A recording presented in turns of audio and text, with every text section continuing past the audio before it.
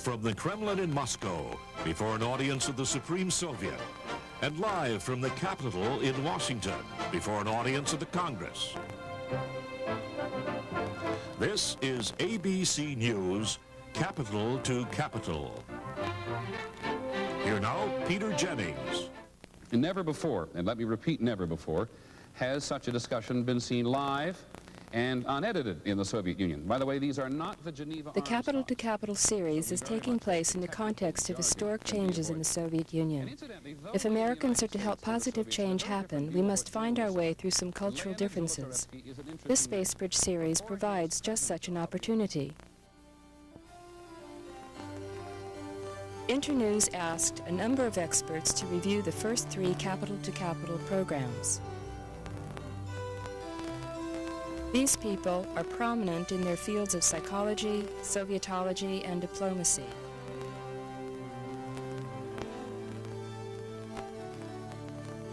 This tape is a compilation of their responses.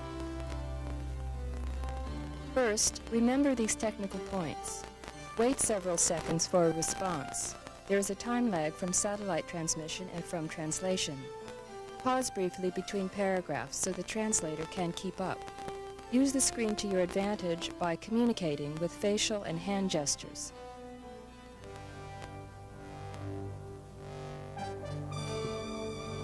The jointly agreed purpose of the Capital to Capital series is to increase understanding between Soviet and American lawmakers.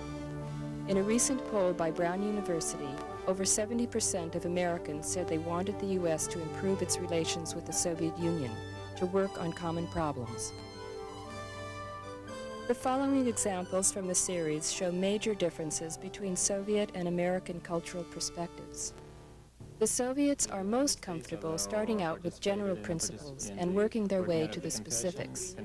Americans begin with specifics and extrapolate to general principles, as this exchange shows. And we have new regulations which significantly broaden compared to how it was in the past, the possibilities of entry and exit. And first of all, we do this not only for close relatives. Perhaps you would tolerate Congressman Shaw from Florida inserting a comment there. Yes, please, although I haven't finished. Okay. Congressman? His part of his answer or part of his conclusion to his statement can answer the question specifically as to one divided spouse. One of my constituents, Galina Vilashina, who is here with us this evening, she has been married to Pietris Pekinas. We have been trying for many, many years now to have him come out of the Soviet Union so they can be reunified. Yes, of course, I understand the essence, and I want to say immediately that I'm not familiar with this specific case. It's not in my area. The Soviets have waited a long time for things to change, and they see change as a slowly evolving process.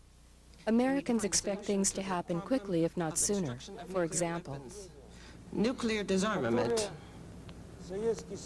which the Soviet Union is planning to complete before the year 2000, will give mankind the opportunity to enter a totally new era.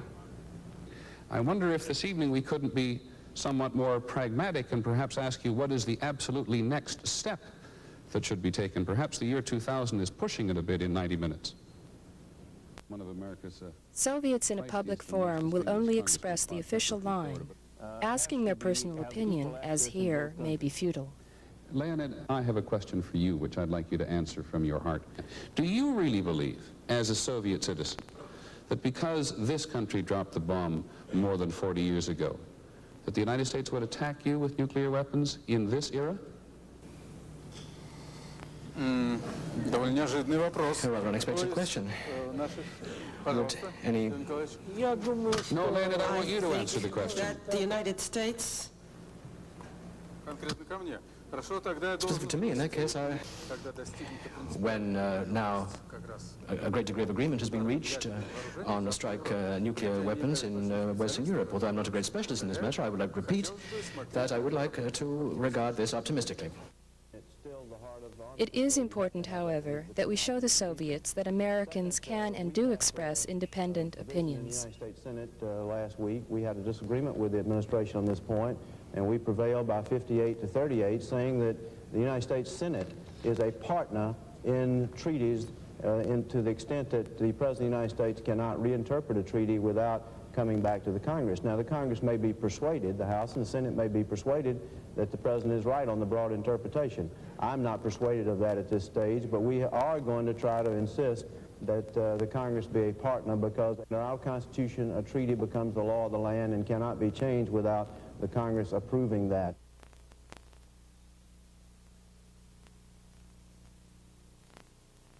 Can't you let your churches open? Can't you let people have Sunday schools where they could teach their children the Bible? Can't you let the Baptists have a seminary? You'll feel better. You'll be stronger. Perhaps, Senator, we should let them answer. Mr. Senator, I have no doubt that the Soviet participants will answer all your questions and will continue the discussion about the dictatorship of the party, and will talk about the church in Ukraine and other churches. But aren't there too many questions coming at once? You don't even have time to listen to the answers. Now, another point. Don't ask more than one question at a time. You shot, some months ago, one of our young Army officers who had a right to be where he was, and you wouldn't let his sergeant stop his bleeding, and he bled to death in front of the Soviet soldiers who shot him. You have paid no reparations. You've not even apologized. Couldn't General Secretary Gorbachev find it in his heart to apologize to the family of Lawrence Patton McDonald? Tough questions are okay, but don't ask questions that cannot be answered on the authority of those present. But with respect to economic problems, problems of our theater, this really, we have a very large movement forward. Today the economists are working on the development of the economy. We're creating new theaters, you know. Don't let them get away with speech-making and propaganda. Ask another question that goes deeper.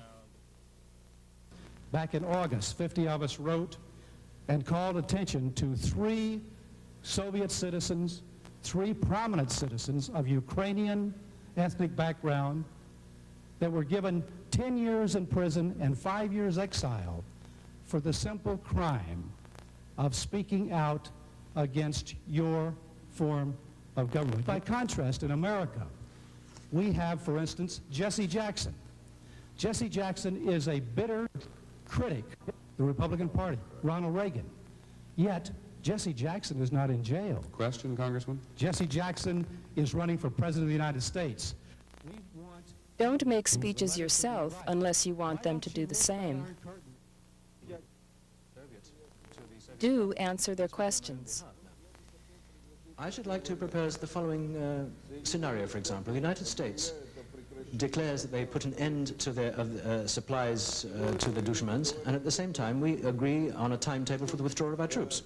So let's work together on this question, both of us together. Senator Castleman. I would like to say, Mr. Primakov, though, that I don't think the people in the Soviet Union really understand the devastating impact that your invasion of Afghanistan had here. It really ruined the SALT II negotiations. So I think really it rests on your shoulders to resolve this question and not on ours. Do phrase questions in such a way that our position is explained and their position is respected, even if we disagree. And many Americans are rethinking our relationship with the Soviet Union, and the fundamental question is what is possible.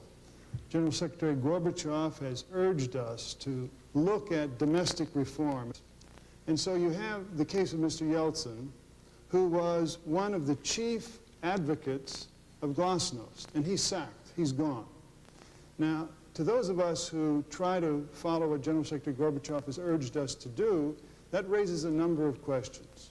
One question it raises is glasnost withering? Will there be less openness? Will there be less discussion of controversial issues? We can't afford the Do summarize common ground and continuing differences whenever possible. Union can't afford it either. Maybe this is the beginning of a sensible period between allies, friends, We fought together. Except for a little intrusion on our part during your revolution, we've never threatened your country. For 200 years, we've been friends. We like each other. We're very much alike in many respects. And I think the time has come for both of us to come under the scrutiny of common sense and get down to business about stopping this nuclear arms race and getting back to a sensible, friendly relationship. Isn't that possible? Congressman Pepper, thank you.